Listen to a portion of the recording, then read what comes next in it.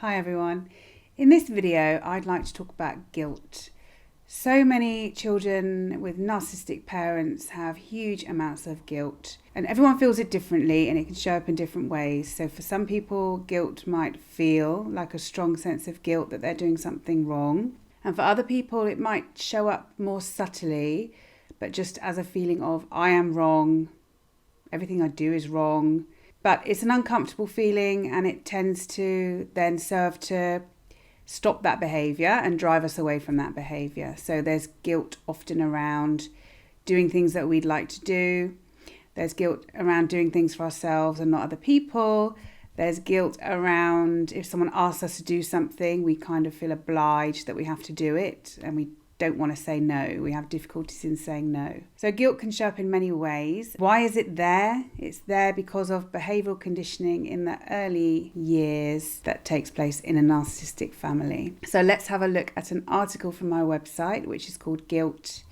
And my website is childrenofnarcissists.org.uk. There's lots of information about the effects of narcissists on their children over there if you'd like to go and have a look. So let's have a look at the article.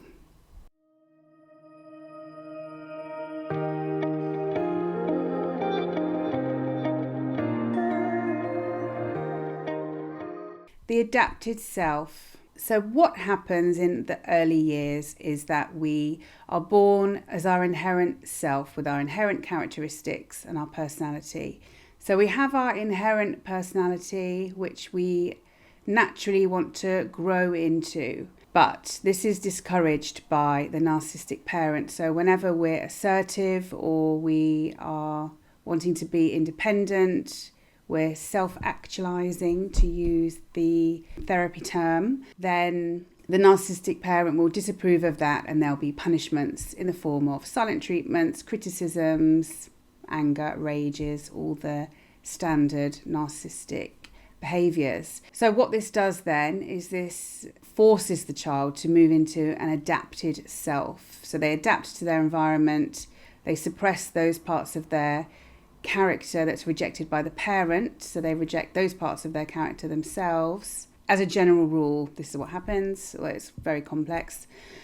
And then they become an adapted self, which is more acceptable in the narcissistic family and is trying to minimize the damage and minimize the awful feelings that come with being rejected, abandoned, criticized, not accepted by your parent. So we're born with an inherent self, then this is disapproved of and punished. So the adapted self comes into existence, and this adapted self is generally rewarded for clinging, subservient, obedient, submissive behaviours and to not self-actualize. The adapted self. Many children of narcissists may not be aware that they are usually in the service of others and do not really do anything just for themselves or consider their wants and needs to be important. If they do something for themselves, or if they do not do something which other people want them to do, they may feel an overwhelming sense of guilt. Children of narcissists become an adapted version of themselves as they try to become what their narcissistic parent wants, as children need love and acceptance. And it also minimises the conflict in the house to an extent and protects the individual from the feelings of abandonment, rejection, and the fear of falling apart. So many people have this underlying, that fear of collapse, of falling apart, of disintegrating, of annihilation. Their real self, which was never approved of or accepted, becomes suppressed to a certain extent. Disapproval was strongly expressed by the parent through anger or rejection when the child tried to become their real, authentic and independent self. The child was rewarded for being submissive, clingy and obedient, and being what the parent wanted the child to be. The adapted self is a complex system of defences, and we present it to the world and to ourselves as the real us.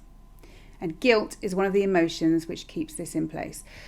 So emotion and feelings are the language of the body, and defences run on emotions, don't they? So we feel something and then this triggers different responses in us and can trigger defence responses, which guilt does. And if you like to watch my video triggers, what they are and how they work, that describes this briefly. What happens? There's a triggered response and a defense response comes up. Guilt as a defense. James F. Masterson was an American psychiatrist who specialized in narcissistic and borderline personality disorder, and he wrote an excellent book for the layman entitled The Search for the Real Self, Unmasking the Personality Disorders of Our Age, where he writes about this crippling sense of guilt. So this is from his book. Guilt is the fifth column, so of six, this is my comment, of six, the others being depression, panic, rage, helplessness, and emptiness. So those emotions are common to children of narcissists, aren't they? So we might be familiar with those. Guilt is the fifth column behind the patient's front line of defences. The guilt is not the reasonable guilt that a person feels when he genuinely does something that he believes is wrong. Guilt that is appropriate for an injury or harm caused to another. Appropriate guilt for the right reasons and in the right degree oils the wheels of society and keeps us civilised. This guilt is another matter. It is fed by the guilt we internalise in early childhood from the disapproval expressed by the mother for self-actualisation or individuation. So these are both terms for discovering, asserting and becoming our unique selves. It is then reinforced later in childhood and in adolescence. And even after striking out on our own, a strong reprimanding voice fixed in the psyche, reminiscent of parents, teachers and authority figures from the past, can echo down the corridors of time in our daily lives when we entertain those special thoughts and wishes we know would, in the past, elicit disapproval. The real self's genuine urges, however, like starting a new career or beginning a relationship with someone, moving out of town, spending an evening away from the family, spending a little extra money on a new hobby or pastime, should not produce guilt feelings. When the false self or the adapted self is solidly in control, those harmless natural desires for self-expression can trigger the voice of warning, the rebukes, the disapproval we have kept locked in our psyches over the years. In people who have a strong sense of their real selves, such undertakings do not provoke guilt. For people with an impaired real self, however, the guilt produced by this warning can be as paralysing as it was when they were 5 years old. They feel guilty about that part of themselves that wants to individuate. And this is from James F. Masterson's book, The Search for the Real Self, on page 68. So self-actualization is something that's trying to happen naturally all the time. It's a natural urge in us to grow into being ourselves. But fear and other emotions, like those ones mentioned above, of guilt, hopelessness, despair, rage, panic, they keep us from individuating. Because there was so much pain around it, wasn't there, when we were children. So other signs of not self-actualizing, other clues are not knowing what hobbies or interests you really have. So, for example, you might feel like, who am I? I don't know who I am. Am I just a list of likes and dislikes? And because of the fragmented self that many children of narcissists have, they don't feel whole. They don't have a feeling of wholeness. It feels like something's missing. And that's because parts of their consciousness have been split off in the formation of their defences in the early years. For most people, that's what happens. Another clue might be that you find yourself talking about other people all the time. The conversation's about them. All the questions are about them. You might not like to talk about yourself. Yeah, when life's all about other people, you might take up a hobby that your partner likes because your partner likes it, rather than it being something that you like. So it's going along with other people. It's trying to fit in with other people, not having a strong sense of who you are, not knowing what you like. These are all signs that these processes, these natural processes of self-actualizing and individuation have not taken place. Avoiding feeling guilty. The adapted self may cling to someone to take care of it as a strategy. So this can be a parent or a parent substitute, such as a partner. To avoid feeling guilty, many children of narcissists will assume that passive role. So, yeah, they're passive, someone else is in charge, they're submissive. They may feel they need to be told what to do in some way, as having opinions, making decisions, or trying to find their own way in life feels too threatening.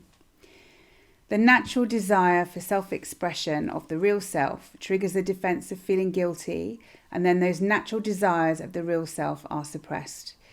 So this is a constant cycle that can happen. So the real self wants to express itself, a defense is triggered, and then there's a suppression of the real self. So this is cyclical and can go on for years, actually. So what helps with it is self-development. Therapy can help as well with someone who understands trauma or who understands narcissism. Important to have someone who's properly trained as well, because there can be a risk of being re-traumatized. So we don't want that to happen, do we? So very interesting, and something really important to keep in mind. Whenever you feel guilty about something, or you have that feeling of I've done something wrong or I'm wrong, question it and look into it a bit. So how does it feel? What does it feel like? So to get familiar with the feeling state, and then look at what's happened. Have you actually caused harm to someone? In self-reflection, have you caused harm to someone? Have you really done something bad? Or is it a triggered state? And these are historical feelings of guilt that don't belong in the present. They belong to the past. So we can call it a feeling flashback, can't we? So we're having a feeling flashback. We're feeling something that we felt in early childhood, and it's part of our defenses then. But when we have unprocessed feelings, unprocessed trauma, when we come from a narcissistic family, then we're responding in the now as if the old trauma was still happening, as if we're still trapped in that situation that we were in with narcissistic parents. So I hope this information in this video was useful to you, and take care. Bye.